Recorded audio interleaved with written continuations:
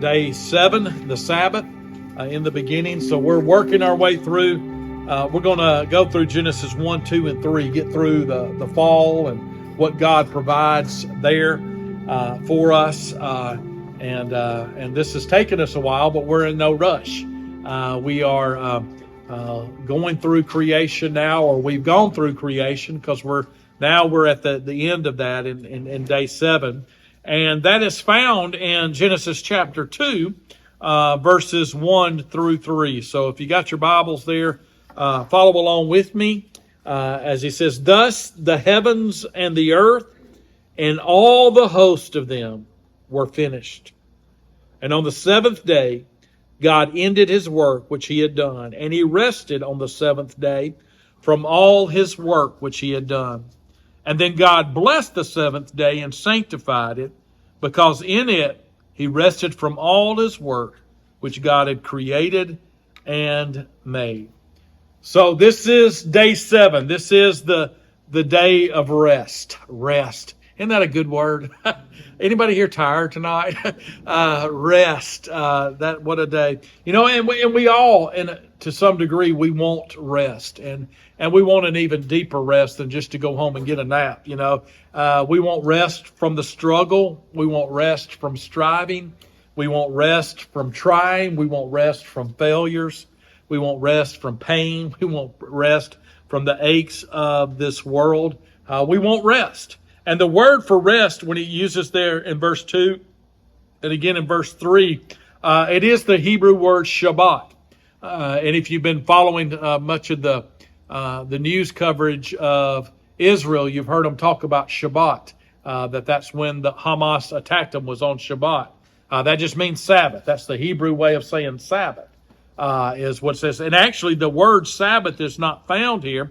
It's found later on in Exodus with the Ten Commandments and other places where it uses this word, but instead of saying rest, it's the same word that's used for rest here. They just translate it Sabbath. But that's literally what it means. It means when it talks about rest, it means to stop. It means to cease. And that's what, when I was talking about the struggling and the striving and the trying, that's what we want that to stop. We want that to be over with. And so it's a day of rest. That's what we're talking about here with the Sabbath. But not only a day of rest, but it's also a day of refreshing. Matter of fact, you can write this verse down, Exodus chapter 31 and verses 17 and 18. He talks there about the Sabbath, or verses 16 and 17. He talks in verse 16 about keeping the Sabbath, observing the Sabbath.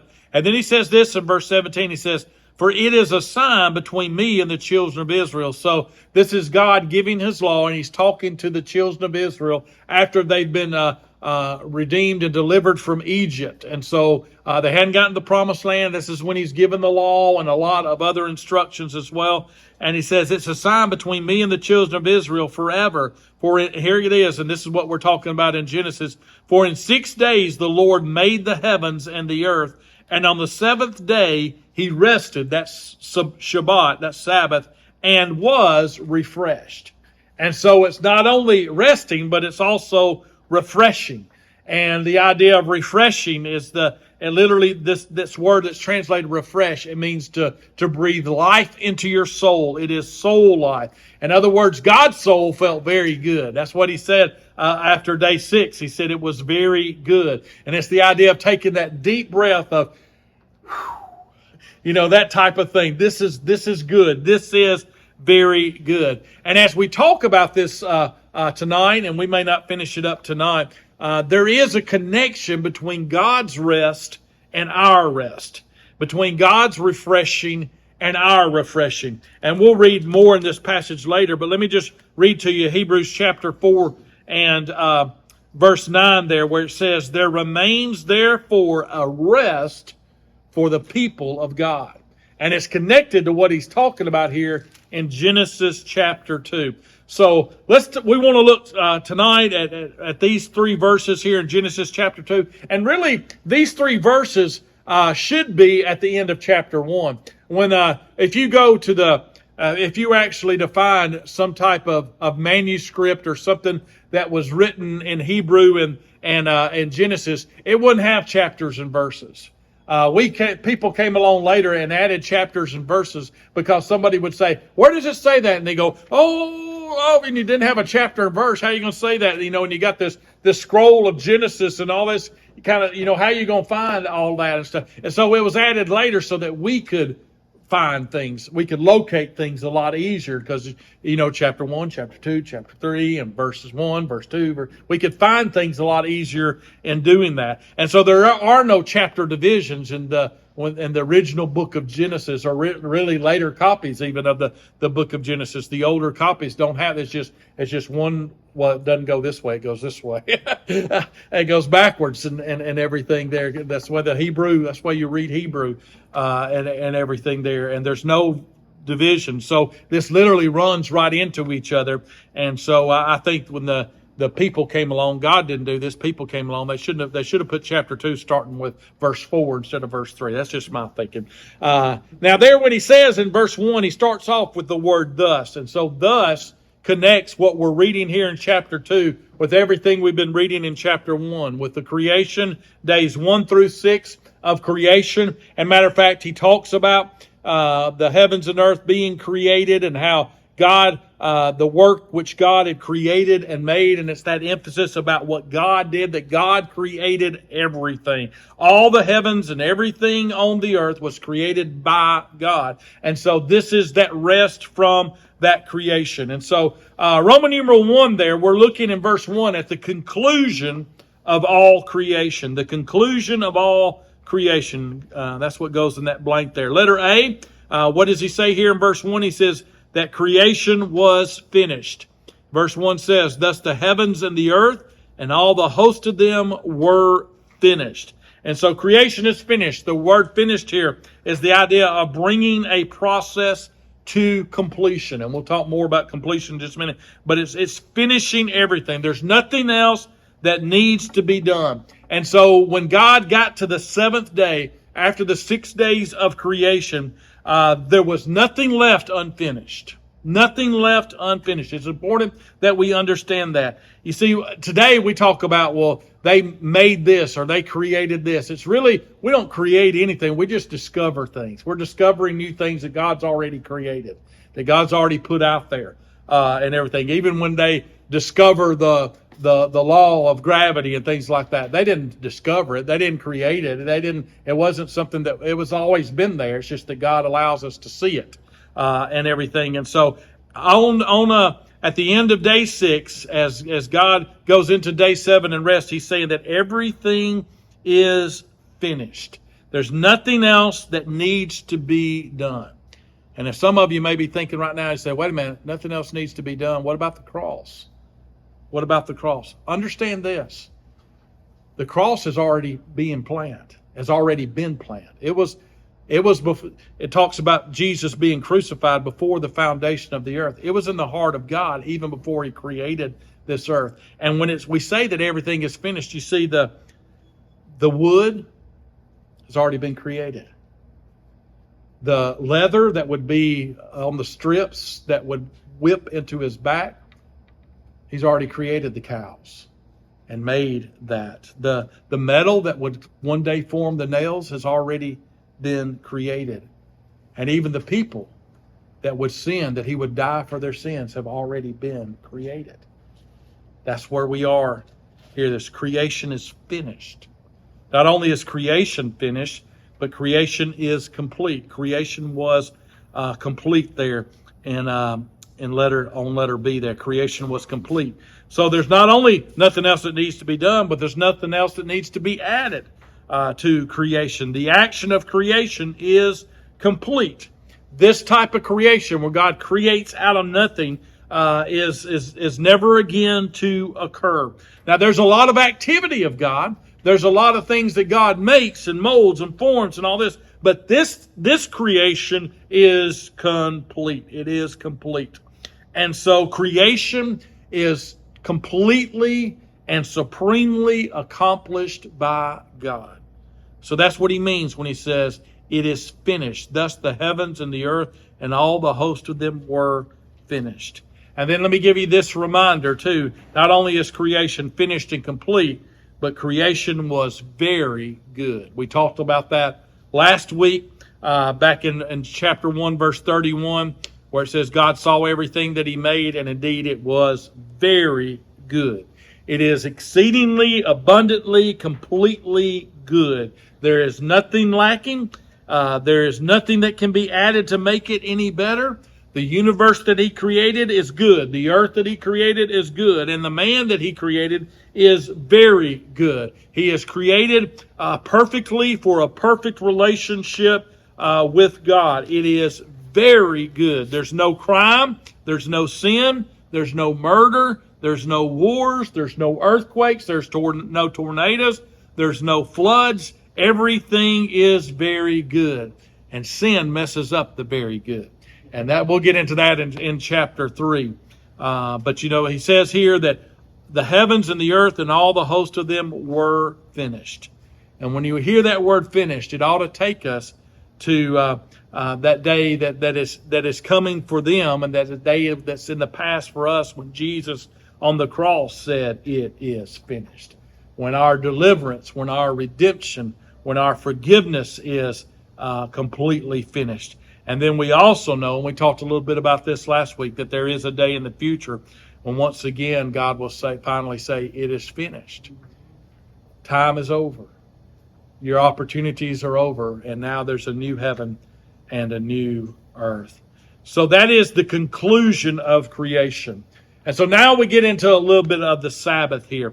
Roman numeral 2 there, we see the provision of the Sabbath. God provides this Sabbath rest, this day of rest. In verse 2, it says, on the seventh day, God ended his work, which he had done. It's not saying that he continued to create on the seventh day. He's just saying when the seventh day came, it was over. God had already ended the work which he had done. And he rested on the seventh day from all his work which he had done. You see the emphasis there? It's not just repeat. It's not just saying things. You say, well, why does he say it more than once? It's for emphasis. Saying, who did it? He did it. He did the work. He created it. He made it all. It wasn't some process. It wasn't some random thing that took place. It wasn't, there's no other God that can do what our God can do, what this God can do. He did it. He's the one that did it. He rested. He ended his work which he had done. He rested from all the work which he had done. And then he blessed the seventh day and sanctified it, because in it he rested from all his work which God had created and made. And so there's this provision of the Sabbath. So what do we mean by that? Well, letter A there, the Sabbath was a day for rest. For rest. Now, I mentioned earlier what the word Shabbat, the Sabbath, what that means. It means to cease, and it means to stop. And so when he says here that God ended his work, it means the process has been brought to completion. It's the same word for finish that we read there in verse 1. It's the same word. And so it's not saying that God was exhausted. He had done so much work and he couldn't do another thing, and so he was exhausted. Listen, there is no such thing as divine fatigue. God never tires. He never. The Bible says that. You remember Isaiah chapter 40 about mounting up with wings as eagles? Well, in verse 28, before he gets to that verse in Isaiah 40, he asks this. He says, have you not known? Have you not heard that the Creator of the ends of the earth, he faints not nor is weary? He never needs to rest like that. He never tires out. God's rest was a stopping, not a restoring of spent energy. When God expends energy, he doesn't lose energy. That's amazing. And when God exercises strength and power, he never loses strength or power. That's the divine makeup of God. That's why we say he is the Almighty God. He is the one that is Almighty. And listen, here's a good application there. When you think of creating the whole universe, about how much that is, all that God did in 6 days. Well, less than that, because he just spoke it into existence. It didn't take him working for 24 hours to try to get it done. He didn't have a time crunch or anything like that. He just said, let there be light, and there was light. He said, let there be animals, and there were animals. He said, all these, everything did just what he told them to do. If all the universe, making all this universe, if his creative work cannot weary him, neither can you. If that can't weary him, you can't weary him. You ever felt like you weary God? You ever felt like God's tired of me? God's up there rolling his eyes at me saying, here they come again. No. That's not the God of the Bible. He faints not. He's never weary. You and your struggles and even your failures do not weary God. I'm grateful for that. Amen. Amen. This is what we're talking about with rest. This is the rest of God, who is just well pleased with his creation. And so he's taken a day to stop, to cease, to take it all in. He did not need rest because he was tired. He was just finished. He was finished, and nothing else needed to be done. So this Shabbat, this Sabbath, was a day for rest. It was also, as he says here, the Sabbath was a day for blessing. Now he's blessed. We've read that before about God blessing the animals and God blessing man. And so here is another blessing in verse 2. It says, and on the seventh day, God ended his work which he had done, and he rested on the seventh day from all his work which we had done. Verse 3 says, then God blessed the seventh day and sanctified it. This is, as I was looking at this about what does it mean to bless the seventh day? I know some of what it means to sanctify, but what does it mean to bless the seventh day? If you remember when we've talked about blessing, the root of the word blessing is the idea of kneeling. It's when someone is blessed, they kneel before the king, and the king blesses them. The squires come before the king and say, all that I have is yours. And the king says, as they bow before him, he blesses them, or he knights them, or whatever it is. And that's the idea here. And so what is he saying of the Shabbat, the Sabbath? The Sabbath was a day committed to God to use, to bless him. He blesses it, but it is used to be a day for blessing him. The Sabbath was a time for all creation to kneel and worship its creator. That's the idea of this blessing. Now, when you start trying to read evolution in this, evolution takes away from that. When you start saying millions and millions of years, well, where's the Sabbath day and all that? But here it says 6 days done.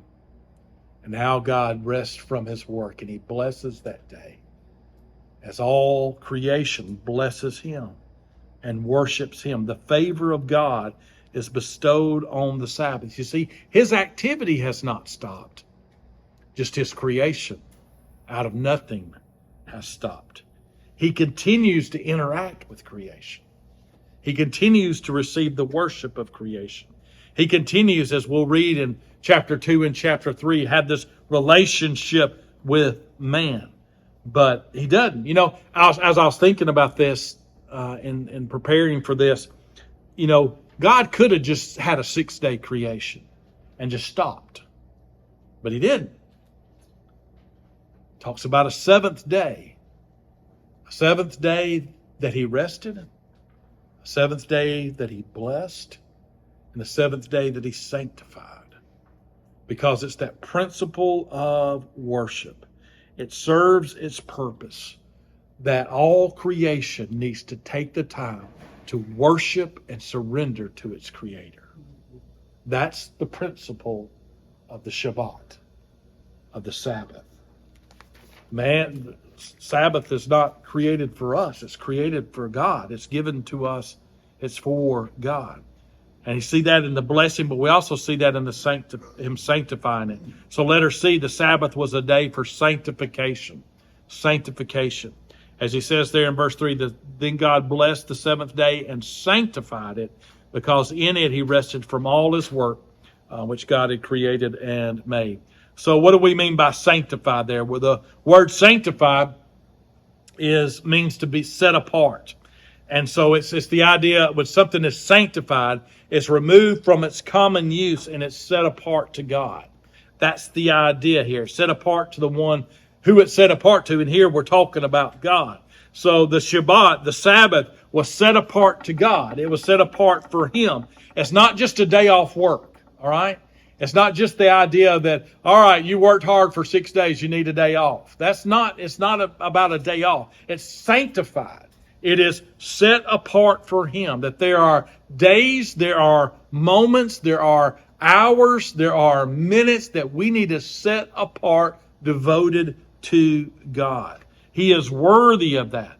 The purpose is more for worship and spiritual renewal than physical rest and restoration. That's what it means to be sanctified. So the Sabbath was a day for sanctification. So now we'll get into more the practical application of this passage with Roman numeral 3 there, the reasons for the Sabbath. This is more than just information about what the passage is teaching here, but this is more of the application of it. There is application of this. So let's look at and see how far we get into some of this. Letter A, the Sabbath shows the orderliness of God. Orderliness. God is a God of order. God has order. He has plan. He has purpose. He has a plan for your life. And you look at the things that you've been through. God's hand has been in that. He's got you where you are right now for a reason. He's got you here tonight for a reason. He's got you here in Florence, Alabama for a reason. That God has planned. He is a God of order. And the idea of the Sabbath and God doing this shows us that this is what our God is like. He has planned. He has purpose. He's not a God of disorder. He's in control. He is in control. He's in total control. And creation all happened exactly the way that God planned it. Exactly according to His plan. And so the Sabbath is according to His plan as well. He has a purpose in His creation. He has a purpose for His creation. He has a purpose for us. And so the idea of the Sabbath shows that, okay, 6 days, but God says, okay, we're having the seventh day. And this is why we're having it. We're blessing it. We're sanctifying it. And later on, He even shares more about what it is all about. It's the orderliness of God. He is a God of order, a God of plan, a God of purpose.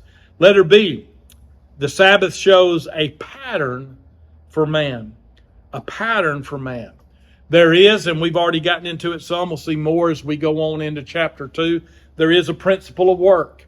And we've talked about this before, that work was not a result of the fall. There's work before the fall. Adam and Eve are tending to the garden. They have work that they're doing. They're taking care of the animals. They're protecting them. They're helping, God is using them to provide for them. And so there is this principle of work. Work is good. Work is honorable. And matter of fact, when you talk about retirement, we ought to retire so we can work for God for free. We have that freedom to do whatever God's called us to do, go wherever God wants us to go, do whatever God wants us to do. And so we ought to be working for God. And working for the Lord is a good thing. It's an honorable thing. There's a principle of work. But because there's this principle of work, there is a need for rest. We need it. God didn't need it, but we need that. Our spirits need replenishing. Our spirits need replenishing. Our spirits can run down. You can run down spiritually. You need spiritual recharging.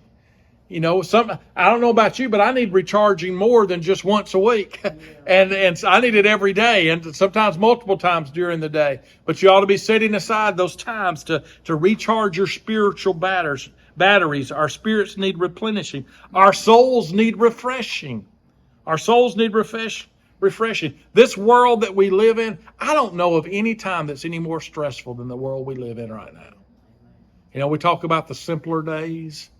and everything, when we didn't have these phones, and we didn't have, all the rush and all these things that we have to do now. There's a lot of that simpler day that I long for. Now, when you start going into things like before air conditioning and stuff like that, wait a minute, but don't want to go too far back, too simple. But we live in a very stressful time. Very stressful time.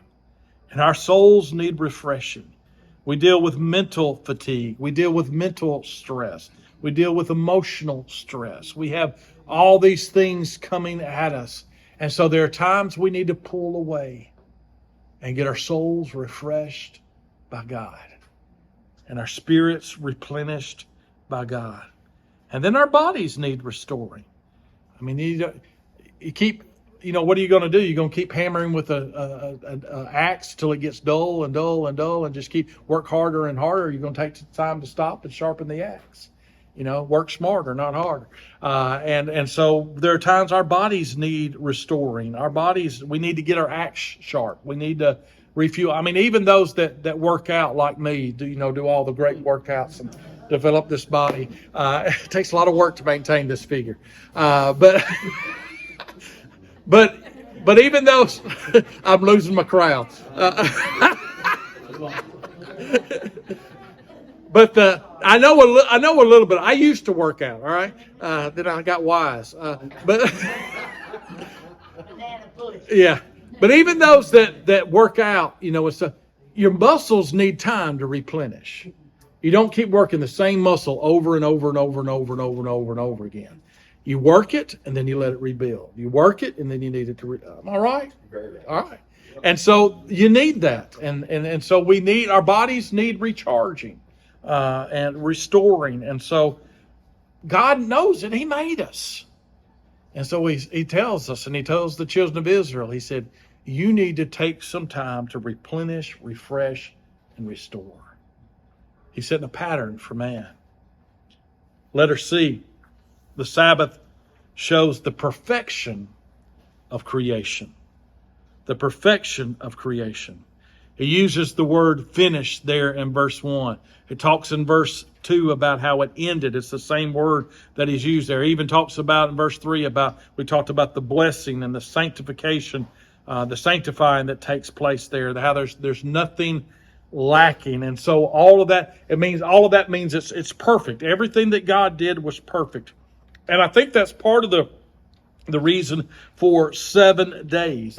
That's where we use the number 7 now, because of this, that the number 7 is symbolic for perfection.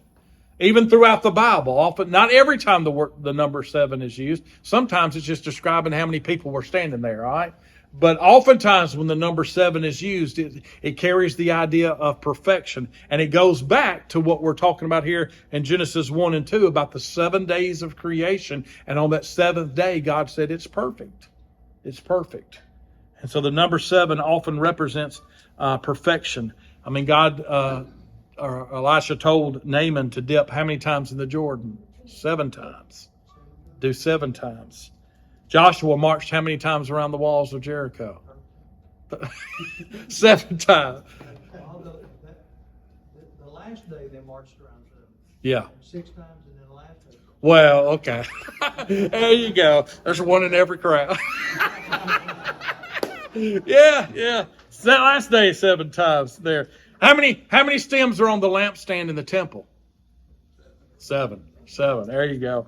And the book of Revelation, when it talks about the end time, the number 7 is used over 50 times in the book of Revelation. There's 7 lampstands in Revelation. There's the 7 stars. There's the 7 steels. There's the 7 angels and the 7 trumpets and the 7 bowls of wrath. All these things, and it's every time when it's used there, it's carrying the idea of perfection. And so on the 7th day, God rests from His perfect creation, and so the Sabbath shows the perfection of creation. Letter D, the Sabbath shows our need for worship. Our need for worship. What does worship mean? It means to give worth. Worthship is worship. And we need to give our Creator and our Redeemer what He is worthy of. He's worthy of our worship. He's worthy of our praise. We need to thank Him. We need to exalt Him. We need to serve Him. And the Sabbath is a reminder to regularly and consistently worship God. Worship God. Give Him glory. And for Israel, it was commanded that they keep that Sabbath because it was a constant reminder to them to worship their God. To worship their God. Letter E, the Sabbath shows a promise of future rest. After God had finished everything, He rested from it. And there is a day coming when we will rest from our labors. All our labors. Revelation 14:13 says, "Blessed are the dead who die in the Lord, that they may rest from their labors, and their works do follow them." There is coming a day when we will rest from sin, and we will rest from pain, and we will rest from our struggles, and we will rest from temptation, and we will rest from sickness, all of that. So, having said that, let's just meet on Saturdays and worship, right? Right? Well, you have that, and this is extra I'm giving you now. You got all your blanks filled in, but you need to pay close attention to this and stuff. Why don't we meet on Saturdays? Why don't we keep the Sabbath? In Exodus chapter 20 is where you have the 10 Commandments, and the fourth command is found in Exodus chapter 20 and verse 8, where He says, "Remember the Sabbath day to keep it holy. 6 days you shall labor and do all your work, but the seventh day is the Sabbath of the Lord your God. In it you shall not do work, you, nor your son, nor your daughter, nor your male servant, nor your female servant, nor your cattle, nor your stranger, who is within your gates. For in 6 days the Lord made the heavens and the earth." Amen. "The sea and all that is in them, and rested the seventh day. Therefore the Lord blessed the Sabbath day and hallowed it," or sanctified it. We just read that there. And so it's one of the 10 Commandments, so why don't we remember the Sabbath and worship on Saturdays? Well, remember this. No one's ever been saved by keeping the 10 Commandments, okay? That's not what the 10 Commandments are for. And by the way, something has happened since the 10 Commandments were written. Calvary and the resurrection changes everything. Everything. Don't forget that. We live on this side of Calvary. We live on this side of the empty tomb. As a matter of fact, on this side, in Colossians chapter 2, Paul talks just a little bit about this. Colossians, you can write these verses down. Colossians chapter 2 and verses 14 through 17. There, I didn't have this one marked. So let me look it up here. Colossians 2:14 says, talking about through Jesus' death on the cross and His resurrection, it says, "Having wiped out the handwriting of requirements that was against us." He's talking about the Old Testament law, which was contrary to us. In other words, we couldn't keep it. We couldn't do it. And He has taken it out of the way, having nailed it to the cross. Having disarmed principalities and powers, He made a public spectacle of them, triumphing over them in it. "So let no one judge you in food or in drink, or regarding a festival or a new moon or Sabbaths, which are a shadow of the things to come. But the substance is Christ." It's Christ. It's Him. It is Him. Jesus changes everything. The Sabbath was just a shadow of the coming work of Christ. Our rest is not found by not doing any work on a Saturday. Our rest is found in Jesus Christ. Our rest is found in Him. Today, the new rest has come. And we worship the Christ who brings rest. We worship the Christ who brings freedom. We worship the Christ who brought all this to us. And we worship Him on the first day of the week. That is our principle now. Why? Because on the first day of the week, Jesus arose. It was on the first day of the week that the first worship service after the resurrection took place, when Jesus met with the disciples. It was on the first day of the week when Pentecost came and the Holy Spirit filled His church. It was on the first day of the week when the early church, oftentimes the book of Acts, we read about them gathering on the first day of the week. And so we want to give glory to Jesus. We're giving glory to the one who arose on the first day of the week. The Sabbath was to celebrate natural creation, and we still ought to worship our Creator. But we have more than a creator. We have a redeemer. And the Sabbath was to celebrate the natural creation. On the first day of the week, we celebrate the supernatural new birth creation of Jesus Christ. The Sabbath was a time to celebrate the physical life in man. The first day of the week is a time to celebrate the spiritual life through Jesus Christ. The Sabbath was given to worship the God of creative power. The first day of the week is a time when we gather and celebrate God's recreative power, the rebirth, the new birth that is found in Jesus Christ. So that's why we meet on the first day of the week. It says here on that last day of the week that God was finished with His work. Well, it was on the first day of the week that the redemption work, that the work of God was truly finished. Creation's only part of the plan. Calvary and the resurrection were all of the plan. All of the plan. And so now we do it differently now. The Sabbath was a time you work 6 days, you're tired. It's a time to rest after you've worked for 6 days. We get together on the first day of the week to be recharged to go out into the rest of the week. Rest and renewal on the first day so that we could work and serve 6 days. That's the way it is now. We put Jesus first. We put His work first. We worship Him first. Not at the end, but at the beginning.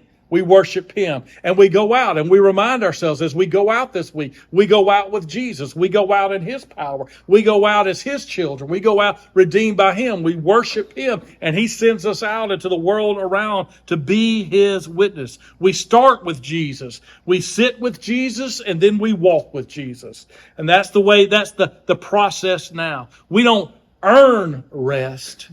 We are given rest and we receive rest. And we receive His strength and we receive His power to do His work. That's why we meet on the first day of the week. And let me close reading you Hebrews chapter 4 and verses. I'm going to read several verses here. Let me just start in verse 1. This is good.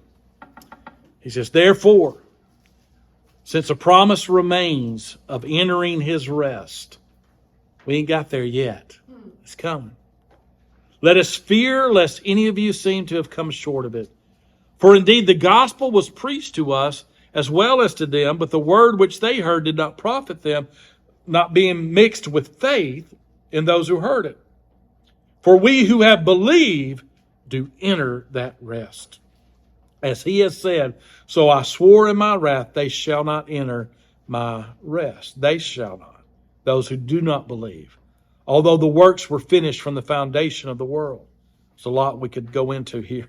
It says, for He has spoken in a certain place of the seventh day in this way, and God rested on the seventh day from all His works. And again in this place, they shall not enter my rest.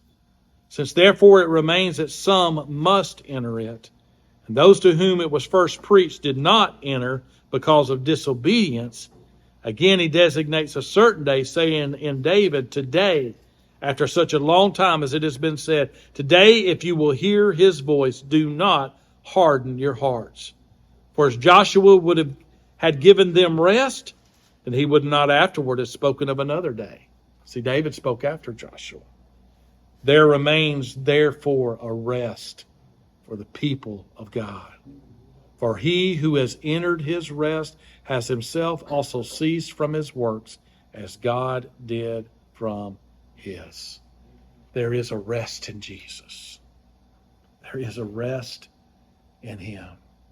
And we begin the moment that we are saved to experience that promised land, to experience that promised blessing, to experience this Creator that has redeemed us and saved us. All sin is taken care of. Now we're a part of His family, and we begin to experience a spiritual rest. We don't have to strive anymore. We don't have to try to earn our salvation. We could never earn our salvation. We have everything we need in Christ.